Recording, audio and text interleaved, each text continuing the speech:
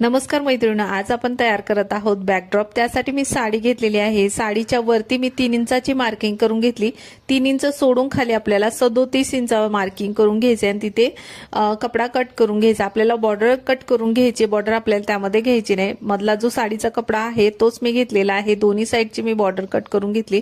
त्यानंतर आता आपल्याला फोल्ड करून घ्यायचा। आता खुली साइड आहे तिथून आपल्याला 11 इंचाची मार्किंग करून घ्यायचे आणि क्रॉस मध्ये अशा पद्धतीने लाईन ओढून घ्यायची। आता मार्किंग करून घेतली, आपण लाईन ओढून घेतली, तिथे आपण कपडा कट करून घेऊ।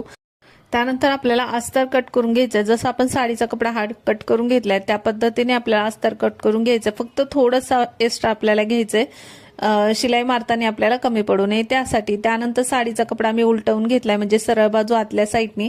त्यानंतर खालच्या साईडनी शिलाई मारून घेतली, एक्स्ट्रा अस्तर कट करून घेतला। त्यानंतर वरच्या साईडने आपल्याला उलटवून घ्यायचंय। आता उलटवून घेतल्यानंतर सरळ बाजू मी करून घेतली, त्यावरती दाब शिलाई मारून घेतली।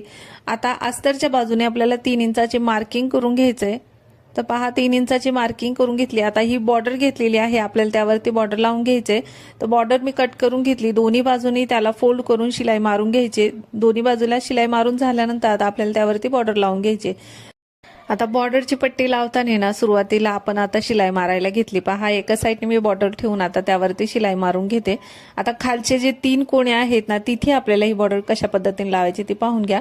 तर बॉर्डरची पट्टी आहे त्यावरती आता मी ठेवून घेतली। पहा एकसारखी आपल्याला त्यावरती ठेवून घ्यायची।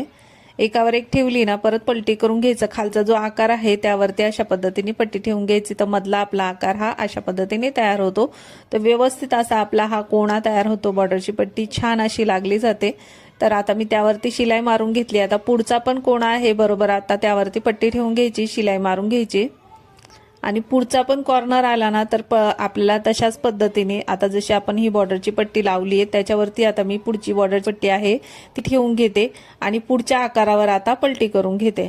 पलटी करून घेतल्यानंतर आता तिथे मधोमध बरोबर शिलाई मारून घ्यायची। तर अशा पद्धतीने आपल्याला हे कॉर्नरला बॉर्डर लावून घ्यायची। तर बॉर्डर लावून घेतली, त्यानंतर मधोमध पण मी शिलाई मारून घेतली। अशा पद्धतीने आपली बॉर्डर लागलेली आहे। त्यानंतर अस्तरच्या साईडने आपण 3 इंचाची मार्किंग केली होती। पहा तिथे मार्किंग करून मी लाईन ओढून घेतलेली आहे। त्याच्यावरती आपल्याला अर्धा इंचाचं पहिलं फोल्ड करून शिलाई मारून घ्यायची।